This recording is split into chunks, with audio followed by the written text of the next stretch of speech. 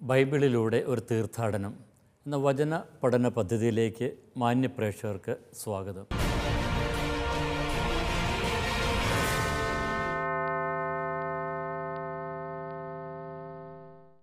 വെളിപാട് ഗ്രന്ഥത്തിലെ 17-ാമത്തെ അധ്യായത്തിലൂടെയാണ് നാം ഇപ്പോൾ കടന്നുപോയിക്കൊണ്ടിരിക്കുന്നത്.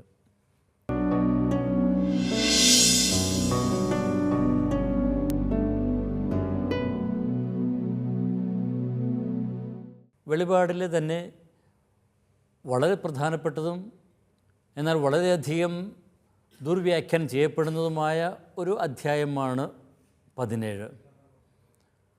ബൈബിളിലെ ആദ്യത്തെ ആ ഭാഗം 3 സപ്തഗണങ്ങളിലൂടെ ചരിത്രത്തിൽ ദൈവം ഇടപെടുന്നതിനെക്കുറിച്ചുള്ള വിവരണമാണ് എന്ന് കണ്ടു.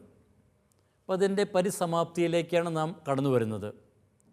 16-ാമത്തെ അധ്യായത്തിൻ്റെ അവസാനം ഇത് സംഭവിച്ചിരിക്കുന്നു എന്ന് പറഞ്ഞുകൊണ്ട് ബാബിലോണിൻ്റെ മേലുള്ള ആ വിധി അവിടെ നടപ്പാകുന്നു.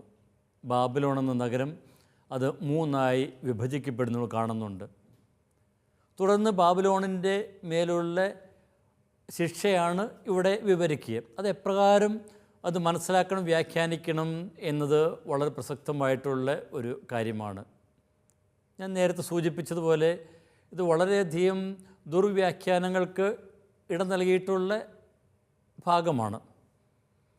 ചരിത്രപരമായിട്ട് പല ബന്ധങ്ങളും ഇതിൽ കാണുവാനായിട്ട് പല ശ്രമിക്കുകയും പല ചരിത്ര പുരുഷന്മാരിലെയും ചരിത്ര സംഭവങ്ങളിലേക്കും ഇത് വിരൽ ചൂണ്ടുന്നതായിട്ട് അത് അവർ വ്യാഖ്യാനിക്കുകയൊക്കെ ചെയ്യുന്നുണ്ട്. ഇവിടെ വ്യാഖ്യാനത്തിൽ നമ്മൾ വളരെ ശ്രദ്ധ, വളരെ മിതത്വം ഒക്കെ ആവശ്യമാണ്. അപ്പം അതുകൊണ്ട് തന്നെ ഈ ഭാഗം വ്യാഖ്യാനിക്കുമ്പോൾ നമ്മൾ തീർച്ചയായിട്ടും പഴയ നിയമ പശ്ചാത്തലത്തിലേക്ക് കടക്കും. പിന്നെ അന്നുണ്ടായിരുന്ന യോഹന്നാൻ്റെ കാലത്തുള്ള ആ ചില ചരിത്ര സംഭവങ്ങളിലേക്ക് നമ്മൾ ചിലപ്പോഴൊക്കെ ഒന്ന് തിരിഞ്ഞു നോക്കി എന്ന് വരും. അതോടൊപ്പം തന്നെ ഇത് കേൾക്കുന്ന ആരാധന സമൂഹത്തിന് ഇതെന്ത് സന്ദേശമാണ് നൽകുന്നത് എന്നുള്ള കാര്യവും നമ്മൾ ഇവിടെ ചർച്ച ചെയ്യും. 17-ാമത്തെ അധ്യായം ബാബിലോൺ എന്ന് പറയുന്ന ആ ഒരു വേശ്യ, ആ ഒരു പ്രതീകമാണ് ഇവിടെ അവതരിപ്പിക്കുക. വേശ്യയുടെ ആ പ്രതീകം അത് ഈ വെളിപാട് ഗ്രന്ഥത്തിൽ 12-ാമത്തെ അധ്യായത്തിൽ കാണുന്ന സ്ത്രീയുടെ ആ പ്രതീകവുമായിട്ട് നമ്മൾ താരതമ്യം ചെയ്യണം. ഇപ്പോൾ 2 വ്യത്യസ്ത ഭാവങ്ങൾ. ഒന്ന് സ്ത്രീയുടെ, സൂര്യനെ ഉടയാടയാക്കിയ സ്ത്രീയുടെ പ്രതീകം, മറുവശത്ത് 7 തലയുള്ള മൃഗത്തിൻ്റെ മുകളിലിരിക്കുന്ന ദുർവൃത്തിയുടെ പൊൻചഷം കയ്യിൽ പിടിച്ചിരിക്കുന്ന ആ ഒരു വേശ്യയുടെ ചിത്രം. അപ്പോൾ ആ വേശ്യ ആരെയാണ് അർത്ഥമാക്കുന്നത്, എന്താണ് അർത്ഥമാക്കുന്നത് എന്നുള്ള കാര്യങ്ങളിലേക്കാണ് നാം ഇന്നത്തെ ക്ലാസ്സിൽ നമ്മൾ കാണുക. ഇപ്പോൾ കഴിഞ്ഞ ക്ലാസ്സിൽ ബാബിലോൺ എന്ന വേശ്യ എന്ന പ്രതീകത്തിൻ്റെ പ്രധാനപ്പെട്ട ചില ആശയങ്ങളൊക്കെ പങ്കുവച്ചിരുന്നു. ഇനി തുടർന്ന് ഉള്ള ഭാഗം നമുക്ക് ഇന്ന് വിശകലനം ചെയ്യാം. 17-ാമത്തെ അധ്യായം 1-ാമത്തെ വാക്യം. 7 പാത്രങ്ങൾ പിടിച്ചിരുന്ന 7 ദൂതന്മാരിൽ ഒരുവൻ വന്ന് എന്നോട് പറഞ്ഞു, വരൂ, ജലധികളുടെ മേൽ ഉപവിഷ്ടയായിരിക്കുന്ന മഹാവേശ്യയുടെ മേലുള്ള ശിക്ഷാവിധി നിനക്ക് ഞാൻ കാണിച്ചു തരാം. ഇപ്പോൾ ബാബിലോൺ എന്ന് പറയുന്ന ആ വേശ്യയുടെ മേലുള്ള ദൈവത്തിൻ്റെ ആ ശിക്ഷാവിധിയാണ് ഇവിടെ അവതരിപ്പിക്കുക. അപ്പോൾ ഇതിലുള്ള ഓരോ പദത്തിലൂടെയും നമ്മൾ കടന്നു പോകും. അതിൻ്റെ അർത്ഥധ്വനികൾ നമ്മൾ മനസ്സിലാക്കുവാനായിട്ടൊക്കെ പരിശ്രമിക്കും. അത് നമ്മൾ വ്യാഖ്യാനം നമ്മൾ ഇതെന്താണെന്ന് തിരിച്ചറിയാൻ വേണ്ടിയിട്ടാണ്. അപ്പോൾ അതുകൊണ്ട് ചിലപ്പോൾ പഴയ നിയമത്തിലേക്കെല്ലാം കടന്നു പോകുമ്പോൾ ചിലപ്പോൾ അല്പം കട്ടിയായിട്ടുള്ള ഒരു വ്യാഖ്യാനം പോലെയൊക്കെ തോന്നും. എങ്കിലും നമുക്ക് ഈ വ്യാഖ്യാനത്തിലൂടെ നമുക്കൊന്ന് കടന്നു പോകാം. അപ്പോൾ ഇവിടെ അവതരിപ്പിച്ചിരിക്കുന്നത് ഈ ബാബിലോൺ എന്ന് പറയുന്ന ആ സ്ത്രീ അത് ജലധികളുടെ മേൽ ഉപവിഷ്ടയായിരിക്കുന്നവൾ എന്നാണ്. ജലധികളുടെ മേൽ ഉപവിഷ്ടയായിരിക്കുന്നവൾ. അപ്പോൾ ഈ വേശ്യയെ ഇവിടെ പല വിധത്തിൽ അവതരിപ്പിക്കുന്നുണ്ട്. ജലധിക്ക് മേൽ ഇരിക്കുന്നതായിട്ട് അത് 1-ാമത്തെ വാക്യത്തിലും 15-ാമത്തെ വാക്യത്തിലും കാണുന്നുണ്ട്. അതുപോലെ തന്നെ കുറച്ച് കഴിഞ്ഞ് 7 തലയുള്ള മൃഗത്തിൻ്റെ മേൽ ഇരിക്കുന്നതായിട്ട് അത് കാണുന്നു. 7 മലകളുടെ മേലിരിക്കുന്നതായിട്ട് കാണുന്നു 17-ാം അധ്യായം 9-ാമത്തെ വാക്യത്തിൽ. അപ്പോൾ ഇത് നമ്മൾ കാണേണ്ടത് 4-ാം അധ്യായത്തിലുള്ള ആ ദൈവത്തിൻ്റെ ആ ചിത്രത്തിന് ഒരു ബദലായിട്ടാണ്. അപ്പോൾ അവിടെ നാം കാണുന്നുണ്ട് സിംഹാസനത്തിൽ ഉപവിഷ്ടനായിരിക്കുന്ന ദൈവം. അപ്പോൾ അവിടെ നമ്മൾ ആ അധ്യായം നമ്മൾ വിശകലനം ചെയ്തപ്പോൾ പറഞ്ഞിരുന്നു, വെളിപാട് ഗ്രന്ഥത്തിലെ വളരെ പ്രധാനപ്പെട്ട ഒരാശയമാണ് പ്രപഞ്ചത്തിൽ ഭരണം നടത്തുന്നവൻ സർവശക്തനായ ദൈവം മാത്രമാണ്. ഇപ്പോൾ റോമിലുള്ള ചക്രവർത്തിയൊന്നുമല്ല ഭരണം നടത്തുന്നത്, സിംഹാസനത്തിലിരിക്കുന്നവൻ അത് സർവശക്തനായ ദൈവം തന്നെയാണ്. അപ്പോൾ സർവശക്തനായ ദൈവത്തിൻ്റെ അധികാരത്തിൻ്റെ ഒരു മറുരൂപമായിട്ടാണ് ഇവിടെ ബാബിലോണിനെ അവതരിപ്പിച്ചിരിക്കുന്നത്. അപ്പോൾ സിംഹാസനത്തിന് മേൽ ഇരിക്കുന്ന ദൈവത്തിൻ്റെ ഒരു മറുരൂപം. അപ്പോൾ അതാണ് ഇവിടെ ജലധിയുടെ മേലിരിക്കുന്നതായിട്ട് അല്ലെങ്കിൽ മൃഗത്തിൻ്റെ മേലിരിക്കുന്നതായിട്ട് ഒക്കെ അവതരിപ്പിക്കുന്നത്. അപ്പോൾ എന്താണ് ഇവിടെ ജലധിയുടെ മേൽ ഇരിക്കുന്നത് എന്നുകൊണ്ട് അർത്ഥമാക്കുന്നത്? അപ്പോൾ ഭൂമിയിലെ രാജാക്കന്മാരുടെ മേൽ അധീശത്വമുള്ളവളായിട്ടാണ് ഇവിടെ അവതരിപ്പിക്കുക. ഇനി ഈ ജലധി എന്താണെന്ന് 17-ാം അധ്യായത്തിൽ 15-ാമത്തെ വാക്യത്തിൽ അവിടെ സൂചിപ്പിക്കുന്നുണ്ട്. അവിടെ പറയുന്നു അത് ജനങ്ങളും ജനക്കൂട്ടങ്ങളും ജനതകളും ഭാഷകളും ഒക്കെയാണ്. അപ്പോൾ ചുരുക്കി പറഞ്ഞാൽ ഈ ജലധി എന്ന് പറയുന്നത് അത് ആ സാമ്രാജ്യത്തിൻ്റെ മാസ്മരികതയിൽ മയങ്ങിക്കിടക്കുന്ന ആ ജനവിഭാഗം മുഴുവനുമാണ്. അത് തീർച്ചയായിട്ടും ഇതിൻ്റെ ആ മാസ്മരികതയിൽ നിന്ന് പുറത്തേക്ക് കടക്കേണ്ടവരാണ്. അപ്പോൾ ഈ ജലധിയുടെ മേൽ ഉപയഷ്ഠയായിരിക്കുന്നു എന്നുള്ള ആ പ്രതീകത്തിന് പഴയ നിയമത്തിലുള്ള ചില ചിത്രങ്ങൾ പശ്ചാത്തലമായിട്ടുണ്ട്. ഒന്നാമത്തേത് ബാബിലോണിൻ്റെ ഒരു ധ്വനി ഇവിടെയുണ്ട്. ബാബിലോണിനെ പഴയ നിയമത്തിൽ അവതരിപ്പിക്കുന്നത് ജലാശയത്തിനരികെ ഉള്ള ഒരു നഗരമായിട്ടാണ്. നമുക്കറിയാം പഴയ നിയമത്തിലെ വളരെ ശക്തമായ ഒരു സാമ്രാജ്യമായിരുന്നു ബാബിലോൺ. ആ ബാബിലോൺ അതുപോലെ തന്നെ സമുദ്രങ്ങളുടെ മേൽ സാമ്രാജ്യം പടുത്തുയർത്തിയ ടയർ, പിന്നെ വെളിപാടിൻ്റെ കാലത്ത് ഉള്ള ആ റോമ സാമ്രാജ്യം. അപ്പോൾ ഇതിൻ്റെയൊക്കെ ആ പശ്ചാത്തലത്തിലാണ് ഇവിടെ ഈ വിവരണങ്ങൾ ഉള്ളത്. ഇവിടെ ബാബിലോണിൻ്റെ ആ പശ്ചാത്തലം നമുക്കൊന്ന് നോക്കാം. ബാബിലോൺ നമുക്കറിയാം, ബാബിലോൺ എന്ന് പറയുന്ന സാമ്രാജ്യം യൂഫ്രട്ടീസ് ടൈഗ്രീസ് നദീതടത്തിൽ വളർന്നു വന്ന വളരെ ശക്തമായിട്ടുള്ള ഒരു സാമ്രാജ്യമായിരുന്നു. വളരെ നിരവധി കനാലുകളാൽ ഒക്കെ പരസ്പരം ബന്ധിപ്പിച്ചിരുന്ന പ്രദേശങ്ങൾ. അപ്പോൾ അവിടെ വളരെ സമൃദ്ധമായിട്ടുള്ള ഒരു സംസ്കാരമുണ്ടായിരുന്നു. അത് വളരെ ശക്തമായിരുന്നു. ഇസ്രായേലിനെ പീഡിപ്പിച്ചിരുന്ന ഒരു സാമ്രാജ്യമായിരുന്നു. അതുകൊണ്ട് തന്നെ പഴയ നിയമത്തിൽ ഒരു തിന്മയുടെ ശക്തിയായിട്ട് ഈ ബാബിലോണിനെ പലപ്പോഴുമൊക്കെ അവതരിപ്പിക്കാറുണ്ട്. ഇവിടെ ജെറമിയ 51-ാമത്തെ അധ്യായത്തിൽ 51-ാം അധ്യായം 13-ാമത്തെ വാക്യത്തിൽ ഇപ്രകാരം പറയുന്നു, സമൃദ്ധമായ ജലാശയത്തിനരികെ വസിക്കുന്ന അവളുടെ അളവറ്റ ധനത്തിനുടമയായ നിൻ്റെ അന്ത്യം സമാഗതമായി, ഇതാ നിൻ്റെ ജീവധാര അറ്റിരിക്കുന്നു. അപ്പോൾ ആ ബാബിലോണിനെ ഒരു ജലധിയുമായിട്ട് അല്ലെങ്കിൽ നദീതട സംസ്കാരവുമായിട്ടൊക്കെ ബന്ധപ്പെടുത്തിയാണ് അവതരിപ്പിക്കുക. അപ്പോൾ അതുപോലെ തന്നെ ഉള്ള രണ്ടാമത്തെ ഒരു പ്രധാനപ്പെട്ട ഒരു സൂചനയാണ് ടയർ. ഒക്കെ അറിയാം, ഈ കടൽ തീരത്തുള്ള ടയർ ഈ ഭാഗങ്ങളിലെല്ലാം അതിൻ്റെ ആ ശക്തി അത് പ്രകടിപ്പിച്ചത് ഈ കടൽ നാവികസേന അല്ലെങ്കിൽ കടൽ വ്യാപാരം വഴിയായിട്ടാണ്. അപ്പോൾ അതുവഴിയായിട്ട് ഈ പ്രദേശങ്ങളെല്ലാം ഈ ടയറിൻ്റെ അധീനത്തിലായിരുന്നു. അപ്പോൾ കടലുമായിട്ടും കടൽ വ്യാപാരവുമായിട്ടും ഒക്കെ ബന്ധപ്പെട്ടിരുന്നു അതിൻ്റെ ശക്തിയും. അതുപോലെ തന്നെ റോമൻ സാമ്രാജ്യവും നമുക്കറിയാം, യേശുവിൻ്റെ കാലത്ത് റോമൻ സാമ്രാജ്യം യൂറോപ്പിലും ഏഷ്യയിലും അതുപോലെ തന്നെ ആഫ്രിക്കയിലും ഒക്കെ പടർന്നു കിടന്ന ഒരു വലിയ ഒരു സാമ്രാജ്യമായിരുന്നു. ഇവിടെ നൈൽ നദി തടം മുതൽ പിന്നെ ഡാന്യൂബ് നദി, ടൈഗ്രീസ് നദി ഒക്കെ അതിനൊക്കെ ഉള്ളിൽ നിൽക്കുന്ന ആ വലിയ ഒരു സാമ്രാജ്യം. അപ്പോൾ അവിടെയും നമുക്ക് കാണുന്നുണ്ട് ഈ റോമൻ സാമ്രാജ്യവും അതിൻ്റെ ശക്തി അത് വളർത്തിയത് ഈ നാവികസേനയും അതുപോലെ തന്നെ കടൽ വ്യാപാരവും ഒക്കെ വഴിയായിട്ടാണ്. അപ്പോൾ ആ സമുദ്രവുമായിട്ടും നദീതട സംസ്കാരവുമായിട്ടുമൊക്കെ ബന്ധപ്പെട്ടിരിക്കുന്ന ആ സാമ്രാജ്യങ്ങളെ എല്ലാം പശ്ചാത്തലമാക്കിയിട്ടാണ് ഇവിടെ ഈ ബാബിലോണിനെ ജലധിയുടെ മേൽ ഉപവിഷ്ടയായിരിക്കുന്ന എന്ന് പറയുന്നത്. അപ്പോൾ ഈ മഹാവേശ്യയുടെ മേലുള്ള ശിക്ഷാവിധിയാണ് ഇവിടെ അവതരിപ്പിക്കുക. അപ്പോൾ അതിൻ്റെ സംസ്കാരമൊക്കെ അത് വളർത്തിയെടുത്തത് ഈ കടൽ വ്യാപാരവും അല്ലെങ്കിൽ നാവികസേനയും ഒക്കെ ആയിട്ടായിരുന്നു. അതുവഴിയായിട്ട് ധനം ഒക്കെ ഇവിടെ കുമിഞ്ഞുകൂടി, റോമിലൊക്കെ ധനമൊക്കെ കുമിഞ്ഞുകൂടി, ആർഭാടം. അപ്പോൾ അതിൻ്റെ എല്ലാം പരിണത ഫലങ്ങളാണ് ആ സംസ്കാരത്തിൽ കാണുന്നത്. മാത്രമല്ല ഈ ഒരു സംസ്കാരത്തിൽ ഒക്കെ അഭിരമിച്ചിരുന്ന ആളുകൾ, അതിൻ്റെ ആ മായിക വശ്യതയിൽ പെട്ടിരുന്ന ആളുകൾ, ഇതാണ് ഏറ്റവും വലുത്, ഏറ്റവും പ്രധാനപ്പെട്ടത് എന്ന് ചിന്തിച്ച് ഭൗമിക യാഥാർത്ഥ്യങ്ങളിൽ, ഭൗതിക യാഥാർത്ഥ്യങ്ങളിൽ ഒക്കെ കുളി വ്യാപരിക്കുവാനായിട്ട് തുടങ്ങി. അപ്പോൾ ഇതിനെതിരായിട്ടുള്ള ഒരു ചിത്രമാണ് ഗ്രന്ഥകാരൻ ഇവിടെ അവതരിപ്പിക്കുവാനായിട്ട് ശ്രമിക്കുന്നത്. അപ്പോൾ ഈ ഭൗമികതയിൽ പടുത്തുയർത്തപ്പെട്ടിരിക്കുന്ന ഈ സാമ്രാജ്യങ്ങളുടെ മേലുള്ള ശിക്ഷാവിധിയെക്കുറിച്ചാണ് ഇവിടെ പറയുക.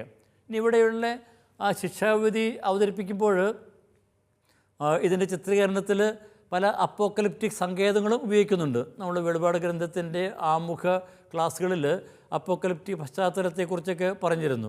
അപ്പോൾ ഇതിൻ്റെ അവസാനത്തെ ആ ദൈവത്തിൻ്റെ വിധിയും ശിക്ഷാവിധിയും ഒക്കെ കാണിക്കുവാനായിട്ട് ചില അപ്പോക്കലിപ്റ്റിക് ശൈലികളൊക്കെ ഉപയോഗിക്കുന്നു. അപ്പോൾ അത് ഈ ഭാഗത്ത് വളരെ കൂടുതൽ കാണുന്നുണ്ട്. അപ്പോൾ അതൊന്നും നമ്മൾ അക്ഷരം പ്രതി മനസ്സിലാക്കുകയോ വ്യാഖ്യാനിക്കുകയോ ചെയ്യേണ്ട കാര്യങ്ങളൊന്നുമല്ല. അപ്പോൾ ഇവിടെ അതിൻ്റെ അർത്ഥം ദൈവം ആത്യന്തികമായിട്ട് ഇതിനെതിരെ, ഈ തിന്മയ്ക്കെതിരെ ഇടപെടുന്നു എന്ന് സൂചിപ്പിക്കുകയാണ് ചെയ്യുന്നത്. ഇപ്പോൾ നമ്മൾ പഴയ നിയമത്തിൽ ടൈറിനും നിനിവേയ്ക്കുമൊക്കെ എതിരായിട്ടുള്ള ശിക്ഷാവിധിയെക്കുറിച്ചൊക്കെ പറയുന്നുണ്ട്. ഉദാഹരണത്തിന് നിനിവേയ്ക്കെതിരെ നാഹും 3:4 ഇപ്രകാരം പറയുന്നു: വേശ്യാവൃത്തി കൊണ്ട് ജനതകളെയും വശീകരണ ശക്തി കൊണ്ട് രാജ്യങ്ങളെയും വഞ്ചിച്ച മോഹിനിയും മാരകവശ്യതയുള്ളവളുമായ വേശ്യയുടെ എണ്ണമറ്റ വേശ്യപ്രവൃത്തികൾ നിമിത്തമാണല്ലോ ഇവയെല്ലാം സംഭവിച്ചത്. അപ്പോൾ ഇങ്ങനെ ആളുകളെയൊക്കെ അല്ലെങ്കിൽ ജനതകളെയൊക്കെ വഴിതെറ്റിച്ച ആ സംസ്കാരങ്ങളെ, സാമ്രാജ്യങ്ങൾക്ക് ഒക്കെ എതിരായിട്ട് ദൈവം ഇടപെടുന്നതാണ് ഇവിടെ ഈ ശിക്ഷാവിധി സൂചിപ്പിക്കുന്നത്. അപ്പോൾ ദൈവജനത്തെ പീഡിപ്പിക്കുന്ന സാമ്രാജ്യങ്ങളെയെല്ലാം, ശക്തികളെയെല്ലാമാണ് ഇവിടെ അർത്ഥമാക്കുന്നത്, സൂചിപ്പിക്കുന്നത്. അപ്പോൾ അവയ്ക്കെതിരായിട്ടുള്ള ആ ദൈവത്തിൻ്റെ ഇടപെടൽ തന്നെയാണ് ഇവിടെ അർത്ഥമാക്കുന്നത്. അപ്പോൾ ഇത് ഒരു പ്രത്യേക കാലഘട്ടത്തിലുള്ള ഒരു പ്രത്യേക സംസ്കാരം മാത്രമാണെന്നൊക്കെ പറയാൻ സാധിക്കുകയില്ല. അത് എന്നുമുള്ള ദൈവജനത്തെ പീഡിപ്പിക്കുന്ന അല്ലെങ്കിൽ അതിനെയൊക്കെ വഴിതെറ്റിക്കുന്ന സംസ്കാരങ്ങളും ഒക്കെയാണ്. വെളിപാടിൽ 11-ാമത്തെ അധ്യായത്തിൽ ആ 2 സാക്ഷികളെ പീഡിപ്പിക്കുന്നവരെ കുറിച്ചൊക്കെ പറയുന്നുണ്ട്. ഇനി അവർ മരിച്ചു വീണത് ജെറുസലം എന്ന നഗരത്തിലായിരുന്നു പറയുന്നുണ്ട്. അപ്പോൾ അവിടെ അതിൻ്റെയൊക്കെ പശ്ചാത്തലം ഇത് തന്നെയാണ് അർത്ഥമാക്കുന്നത്. അതായത് ആ ക്രിസ്തുവിൻ്റെ ശിഷ്യരെയെല്ലാം ദ്രോഹിക്കുന്ന ആ ജനസമൂഹത്തെ അല്ലെങ്കിൽ സംവിധാനങ്ങളെ ഒക്കെയാണ് ഇവിടെ അർത്ഥമാക്കുന്നത്. ഇനി ഈ ഒരു ശിക്ഷാവിധി ഒരു വിധത്തിൽ പറഞ്ഞാൽ ഇതിനെ ആശ്രയിച്ച് കഴിയുന്ന എല്ലാവരെയും ദുഃഖത്തിലാഴ്ത്തും. 18-ാമത്തെ അധ്യായം വരുമ്പോൾ ഈ ബാബിലോണിൻ്റെ നാശത്തിൽ വിലപിക്കുന്ന കച്ചവടക്കാരെയും നാവികരൊക്കെ നമ്മൾ കാണുന്നുണ്ട്. പിന്നെ അവരെ മാത്രമല്ല ദുഃഖിക്കുന്നത്, അതിനൊക്കെ ആശ്രയിച്ച് കഴിയുന്ന ജനതകളെല്ലാവരും. 2-3 അധ്യായങ്ങളിൽ നമ്മൾ സഭകൾക്കുള്ള കത്തുകൾ കണ്ടു. അപ്പോൾ അവിടെ സൂചിപ്പിക്കുന്ന ചില സഭകളെങ്കിലും ഈ സംസ്കാരത്തിൻ്റെ, സാമ്രാജ്യത്തിൻ്റെ ഒക്കെ ആ മോഹന വാഗ്ദാനങ്ങളിൽ പെട്ട് വഴിതെറ്റിപ്പോയവരൊക്കെയാണ്. പ്രത്യേകിച്ച് ലവോദിക്യ എന്ന സഭയെക്കുറിച്ച് പറയുമ്പോൾ വളരെ ശക്തമായിട്ട് പറയുന്നുണ്ട്. ആ ലവോദിക്യ ആ സഭയുടെ ധനത്തെ പ്രത്യേകം എടുത്ത് പറയുന്നുണ്ട്. എന്നിട്ട് അവൾ പറയുന്നു, എനിക്കൊന്നിൻ്റെയും ആവശ്യമില്ല. അതായത് ഇവിടെ തങ്ങൾക്ക് ലഭിക്കുന്ന ആ സമൃദ്ധിയും ആർഭാടവും അതൊക്കെ തന്നെയാണ് ജീവിതം, അതൊക്കെ തന്നെയാണ് എല്ലാം എന്ന് പറഞ്ഞുകൊണ്ട് വേറെ ഒന്നിൻ്റെയും ആവശ്യമില്ല എന്ന് പറയുന്ന ആ ലവോദിക്കയെ നോക്കിയിട്ട് പറയുന്നുണ്ട്, നീ ദരിദ്രയാണ്, നിനക്കൊന്നുമില്ല, നീ നഗ്നയാണ്, നിനക്ക് വസ്ത്രമില്ല എന്നൊക്കെ പറയുന്നുണ്ട്. അപ്പോൾ അതൊക്കെ സൂചിപ്പിക്കുന്നത് അവരൊക്കെ കരുതിയിരിക്കുന്ന ആ ആർഭാടം, അതൊക്കെ ജീവിതത്തിൻ്റെ ഏറ്റവും പ്രധാനപ്പെട്ട, അല്ലെങ്കിൽ അത് ജീവിതത്തിലെ ഏറ്റവും വശ്യമായത് അതൊക്കെയാണെന്ന് പറയുന്ന ആ സമൂഹത്തെ നോക്കിയിട്ട് പറയുന്നു, ഇതൊന്നുമല്ല യാഥാർത്ഥ്യം. അപ്പോൾ ബാബിലോൺ എന്ന് പറയുന്ന ആ വേശ്യയുടെ മേലുള്ള വിധി ഇവരൊക്കെ വെച്ച് പുലർത്തുന്ന ജീവിത വീക്ഷണങ്ങൾക്ക് എതിരായിട്ടുള്ള വിധി തന്നെയാണ്. അപ്പോൾ അതുകൊണ്ട് തന്നെ ബാബിലോൺ തകരുമ്പോൾ ഇതുപോലെ ആ ബാബിലോണിനെ ആശ്രയിച്ച് കഴിയുന്ന, ബാബിലോണിൻ്റെ മനോഭാവങ്ങളെ അല്ലെങ്കിൽ അവരുടെ മൂല്യവ്യവസ്ഥകളെയൊക്കെ പിൻചെല്ലുന്ന ആ സമൂഹങ്ങളെയും ഒക്കെ ദുഃഖത്തിലാഴ്ത്തും എന്നും നാം തിരിച്ചറിയുക. ഇനി നമ്മൾ അടുത്ത വാക്യത്തിലേക്ക് കടക്കാം. രണ്ടാമത്തെ വാക്യം ഇപ്രകാരമാണ്: അവളുമായി ഭൂമിയിലെ രാജാക്കന്മാർ വ്യഭിചാരം ചെയ്തു, അവളുടെ ദുർവൃത്തിയുടെ വീഞ്ഞു കുടിച്ച് ഭൂവാസികൾ ഉന്മത്തരായി. അപ്പോൾ ഈ സ്ത്രീയുടെ അവസ്ഥ എന്തെന്ന് ഒന്നുകൂടി ഇവിടെ വ്യക്തമായിട്ട് ഗ്രന്ഥകാരൻ പറയുകയാണ്. അപ്പോൾ അവൾ ഭൂമിയിലെ രാജാക്കന്മാർ അവളുമായിട്ട് വ്യഭിചാരം ചെയ്തു, അവളുടെ ദുർവൃത്തിയുടെ വീഞ്ഞു കുടിച്ച് ഭൂവാസികൾ ഉന്മത്തരായി. ഇത് എപ്രകാരമാണ് നമ്മൾ മനസ്സിലാക്കേണ്ടത്? അപ്പോൾ ഭൂമിയിലെ രാജാക്കന്മാരെന്ന് പറയുമ്പോൾ അത് മിക്കവാറും പ്രാദേശിക ഭരണാധികാരികളൊക്കെ ആയിരുന്നിരിക്കണം. അന്ന് റോമൻ സാമ്രാജ്യത്തിൻ്റെ കീഴിലുണ്ടായിരുന്ന പ്രാദേശിക ഭരണകൂടങ്ങൾക്ക് റോമൻ ചക്രവർത്തി പരിമിതമായിട്ടുള്ള അധികാരമൊക്കെ കൊടുത്തിരുന്നു. അതുകൊണ്ട് അവരൊക്കെ രാജാക്കന്മാരെന്ന പേരിലാണ് അറിയപ്പെടുകയും ചെയ്തിരുന്നത്. ഇത് രണ്ട് കൂട്ടരും തമ്മിലുള്ള ഒരു പരസ്പരം സഹായിക്കുന്ന ഒരു വ്യവസ്ഥിതി തന്നെയായിരുന്നു എന്ന് നമ്മൾ കാണുന്നുണ്ട്. ഇപ്പോൾ റോമൻ ചക്രവർത്തിയുടെ കീഴിലായിരിക്കുമ്പോൾ അവർക്ക് വേണ്ട കാര്യങ്ങൾ പലതും നേടിയെടുക്കുവാനായിട്ട് അവർക്ക് സാധിക്കും. മാത്രമല്ല അവരുടെ കാര്യങ്ങളൊക്കെ വേറെ യാതൊരു എതിർപ്പുമില്ലാതെയൊക്കെ കാര്യം നടത്തുവാനായിട്ടും അവർക്ക് സാധിക്കും. ഇനി മറുവശത്ത് ഈ പ്രാദേശിക ഭരണകൂടങ്ങൾ വഴിയായിട്ട് റോമൻ സാമ്രാജ്യത്തിലേക്ക് ഒത്തിരി ധനം എത്തിച്ചേർന്നു. അപ്പോൾ ഇവരൊക്കെ വഴിയായിട്ട് കൊണ്ടുവരുന്ന കച്ചവട സാധനങ്ങൾ അതെല്ലാം ഈ റോമൻ സാമ്രാജ്യത്തിലേക്കാണ് കൊണ്ടുവരുന്നത്. അപ്പോൾ ഇത് രണ്ട് കൂട്ടർക്കും വളരെ ഉപകാരപ്രദമായിട്ടുള്ള ഒരു വ്യവസ്ഥ തന്നെയായിരുന്നു. അപ്പോൾ അതുകൊണ്ട് ഇവരൊക്കെ ഈ പ്രാദേശിക ഭരണകൂടങ്ങളെയൊക്കെ റോമിൻ്റെ സുഹൃത്തുക്കൾ അല്ലെങ്കിൽ സഖ്യകക്ഷികൾ എന്നൊക്കെയാണ് വിളിച്ചിരുന്നത്. ഇനി ഈ ഭൂമിയിൽ രാജാക്കന്മാർ വ്യഭിചാരം ചെയ്തു എന്ന് പറയുന്നു. വ്യഭിചാരം ചെയ്തു നമ്മൾ കഴിഞ്ഞ ക്ലാസ്സുകളിലൊക്കെ കണ്ടിരുന്നു. അത് വെളിപാടിൻ്റെ പശ്ചാത്തലത്തിൽ ഒരു പ്രതീകാത്മകമായിട്ടുള്ള ഒരു പ്രയോഗം തന്നെയാണ്. അപ്പോൾ വ്യഭിചാരം ചെയ്യുക എന്ന് പറയുമ്പോൾ അവിടെ തീർച്ചയായിട്ടും രണ്ട് കൂട്ടരുമുണ്ട്. അവിടെ റോമൻ സാമ്രാജ്യമുണ്ട്, ഈ പ്രാദേശിക ഭരണകൂടവും ഉണ്ട്. അപ്പോൾ ഈ റോമൻ സാമ്രാജ്യത്തിലെ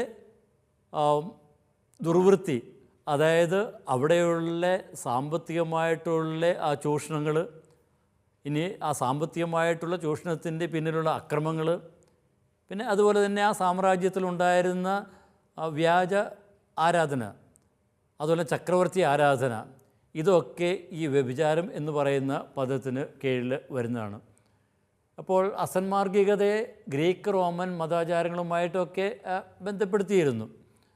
അപ്പോൾ വ്യഭിചാരം എന്ന് പറയുന്നത് അത് ഉദ്ദേശിക്കുന്നത് അന്നത്തെ വ്യവസ്ഥിതിയിലുണ്ടായിരുന്ന ആ ഒരു ചൂഷക സംവിധാനങ്ങൾ ഒക്കെ തന്നെയാണ്. അതുപോലെ തന്നെ നമുക്കറിയാം, പഴയ വെളിപാട് ഗ്രന്ഥത്തിൻ്റെ ആദ്യത്തെ അധ്യായങ്ങളിലൊക്കെ വളരെ വ്യക്തമായിട്ട് നമ്മൾ കണ്ടതാണ്. അന്നുണ്ടായിരുന്ന ആ അന്യദേവ ആരാധന, അതൊക്കെ വ്യഭിചാരമായിട്ടാണ് ഒക്കെ കണക്കാക്കിയിരുന്നത്. അപ്പോൾ ഈ ഭൂമിയിൽ രാജാക്കന്മാർ വ്യഭിചാരം ചെയ്തു. അപ്പോൾ ഈ രാജ്യങ്ങൾ തമ്മിലുള്ള രാഷ്ട്രീയ സാമ്പത്തിക അവിശുദ്ധ കൂട്ടുകെട്ടുകൾ, അതുപോലെ തന്നെ വിജാതീയ ദൈവാരാധന, ഇതൊക്കെ പഴയ നിയമത്തിലും നമ്മൾ വ്യഭിചാരമായിട്ടൊക്കെ നമ്മൾ കാണുന്നുണ്ട്. ഇപ്പോൾ ഇവിടെ നാഹും, ഞാൻ നേരത്തെ സൂചിപ്പിച്ച ആ ഒരു ഭാഗം തന്നെ, നാഹും 3-ാമത്തെ അധ്യായം 4-ാമത്തെ വാക്യത്തിൽ ഒന്നുകൂടി നമുക്കൊന്ന് എടുക്കാം. 3-4 വേശ്യാവൃത്തി കൊണ്ട് ജനതകളെയും വശീകരണ ശക്തി കൊണ്ട് രാജ്യങ്ങളെയും വഞ്ചിച്ച മോഹിനിയും മാരകവശ്യതയുള്ളവളുമായ വേശ്യയുടെ എണ്ണമറ്റ വേശ്യപ്രവർത്തികൾ നിമിത്തമാണല്ലോ ഇവയെല്ലാം സംഭവിച്ചത്. അപ്പോൾ അതൊക്കെ പ്രതീകാത്മക അർത്ഥത്തിലാണ് അവിടെ ഉപയോഗിച്ചിരിക്കുന്നത്. പിന്നെ അറിയാം, സൂചിപ്പിച്ചതുപോലെ പ്രാദേശിക ഭരണാധികാരികൾ സാമ്രാജ്യവുമായിട്ട് നടത്തിയിരുന്ന ഈ അവിഹിത ബന്ധം, അപ്പോൾ ഇരുവർക്കും ഉപകാരപ്രദമായ ചില ബന്ധങ്ങൾ, അത് ജനങ്ങൾക്ക് അത് തീർച്ചയായിട്ടും അത് പീഡനമായിരുന്നു, അവരെ ചൂഷണം ചെയ്യലായിരുന്നു ഈ വ്യവസ്ഥയെന്ന് കാണാം. ഇനി ഈ സാമ്രാജ്യവുമായിട്ടുള്ള ബന്ധത്തെ മഹത്വവൽക്കരിക്കുന്ന ഒരു കാഴ്ചപ്പാടൊക്കെ അന്നുണ്ടായിരുന്നു. അതായത് ചക്രവർത്തിയുടെ കീഴിലായിരിക്കുക, ചക്രവർത്തിയെ ഒക്കെ ബഹുമാനിച്ച് ആരാധിച്ച് കഴിയുമെന്ന് പറയുന്നതൊക്കെ സമൂഹത്തിൽ വലിയ ഒരു കാര്യമായിട്ടൊക്കെ കണ്ടിരുന്നു. അപ്പോൾ അങ്ങനെയുള്ള ആ ഒരു പശ്ചാത്തലത്തിലാണ് ഇവിടെ ആ ബന്ധത്തെ അത് വ്യഭിചാരം എന്ന് പറയുന്ന പദം കൊണ്ട് വിശേഷിപ്പിക്കുന്നത്. തീർച്ചയായിട്ടും ഈ വ്യഭിചാരം എന്ന് പറയുന്ന ആ പദം അത് അത്ര സുഖകരമായിട്ടുള്ള ഒരു പ്രയോഗമൊന്നുമില്ല. അപ്പോൾ റോമൻ സാമ്രാജ്യവുമായിട്ടുള്ള ബന്ധത്തെ സൂചിപ്പിക്കാനായിട്ട് ഈ പദം ഉപയോഗിക്കുന്ന വഴിയായിട്ട് ഈ റോമൻ സാമ്രാജ്യവുമായിട്ട് ബന്ധപ്പെടുന്ന എല്ലാവരോടും, അത് സഭാവിശ്വാസത്തിനിടയിലുള്ളവരാണെങ്കിൽ പോലും അവരോട് പറയുന്ന കാര്യം, നിങ്ങൾ അവരോട് കാണിക്കുന്ന ആ മമതയും അവരിലുള്ള ഈ ആകർഷണമൊക്കെ അത് തിന്മയാണ്, വ്യഭിചാരത്തിൻ്റെ വേറൊരു രൂപമാണ് എന്നറിയുക എന്നാണ്. അപ്പോൾ ആരാധന സമൂഹത്തിൻ്റെ കാഴ്ചപ്പാടുകളെ ഒന്ന് മാറ്റിമറിക്കുവാനായിട്ട് ഉദ്ദേശിച്ചുള്ളതാണ് ഈ ചില പ്രതീകങ്ങൾ, ചില രൂപങ്ങൾ. ഇനി തുടർന്ന് പറയുന്നു, ദുർവൃത്തിയുടെ വീഞ്ഞു കുടിച്ച് ഭൂവാസികൾ ഉന്മത്തരായി. എന്താണ് ഭൂവാസികൾ ഉന്മത്തരായി എന്ന് പറയുമ്പോൾ അർത്ഥമാക്കുന്നത്? ഇപ്പോൾ റോമിൻ്റെ ആ മാസ്മരിക ശക്തിയിൽ മയങ്ങി വീഴുന്നതിനെക്കുറിച്ചാണ് ഇത് പറയുക. അപ്പോൾ ഭൂമിയിലെ രാജാക്കന്മാർ അവർ വഴിയായിട്ട്, അവരുടെ പ്രവർത്തനങ്ങൾ വഴിയായിട്ട് സാധാരണക്കാർക്ക് ലഭിക്കുന്ന ചില സന്തോഷങ്ങളൊക്കെ ഉണ്ട്. അവർക്കും ഈ ആർഭാടത്തിലൊക്കെ പങ്കുചേരുവാനായിട്ടൊക്കെ സാധിക്കും. അപ്പോൾ ഇന്നും നമുക്ക് അതിൻ്റെയൊക്കെ വകഭേദങ്ങൾ, ഈ രാജാക്കന്മാരുടെ അല്ലെങ്കിൽ ആ സംവിധാനങ്ങളുടെയൊക്കെ വകഭേദങ്ങൾ ഒരു വ്യത്യസ്ത രൂപങ്ങളിൽ കാണുവാൻ സാധിക്കും. ഒരു വിധത്തിൽ പറഞ്ഞാൽ ഇന്നൊക്കെ നമ്മുടെ ചുറ്റുമുള്ള ഈ ബഹുരാഷ്ട്ര കമ്പനികൾ, അതുപോലെ തന്നെയുള്ള രാഷ്ട്രീയ കൂട്ടായ്മകൾ, പിന്നെ കുറ്റവാളി സംഘങ്ങൾ, ഇതൊക്കെ ഇതിൻ്റെ ചില വ്യത്യസ്തങ്ങളായിട്ടുള്ള രൂപങ്ങൾ തന്നെയാണ്. അപ്പോൾ ഇവർ വഴി ലഭിക്കുന്ന ആ ചില സന്തോഷങ്ങൾ, അതൊക്കെ മനുഷ്യരാശിയെ, ജനതകളൊക്കെ ഉന്മത്തരാക്കുന്നു എന്ന് നമുക്ക് കാണാം.